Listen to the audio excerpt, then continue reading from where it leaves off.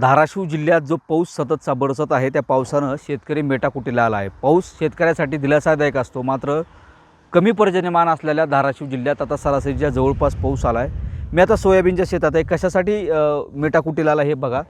आता मी सोयाबीनच्या शेतात आहे। हा जो पाऊस झालेला आहे सलग 2-3 दिवसापासून जो धाराशिव जिल्ह्यात कमी अधिक प्रमाणात पाऊस बरसत आहे, आताही शेतात सोयाबीनच्या ही पाणी वाहत आहे। हे वाहणारं पाणी दुसऱ्या जागेवर नसून कुठे सोयाबीनच्या शेतात वाहत आहे। धाराशिव जिल्ह्यात प्रामुख्यानं सोयाबीन पीक घेतलं जातं।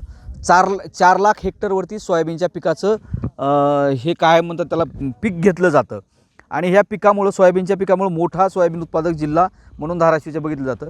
आणि या पिकाचं ही अशी अवस्था असेल तर आता ही पीक फुलं राहतं, याला फुलं लागल्यात, ते शेंगा लागल्यात आणि दाणे भरायचे दिवस आहेत। आणि या जर दाणे भरायच्या दिवसात असं असेल तर नेमकं काय होतं? आपल्यासोबत शेतकरी आहेत, मला सांगा। आता ही पाणी आहे, जास्त पाणी झाले, काय नुकसान होते? काय भरत नाही ना, काय भरत नाही? काय झालं त्याला?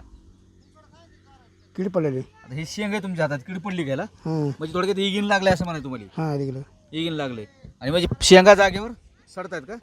नाही तर आता भरते ना की भरत्यात। बघितलं आता ही अशी जर बघितली एक परिस्थिती अशी आहे शेतकऱ्यांची। पाऊस काळ पाहिजे, पाऊस काळ नको आहे असं नाही, पण जे आता जो पाऊस झालेला आहे त्याच्यामुळं आणि पावसाचं पाण्याचं प्रमाण तो एका रात्रीत मोठ्या प्रमाणात पाऊस झालेला आहे, त्यामुळं शेतात आता पाणी आणि कुठंतरी सोयाबीन पीक तळाताप्रमाणे पीक आता जे आहे ते कुठंतरी त्याचा उतार कमी पडतो, त्यामुळे आर्थिक फटका या शेतकऱ्यांना निश्चितच बसणार आहे। सागर जाधवसह बालाजी निरपल, न्यूज 18 लोकमत, कळंब।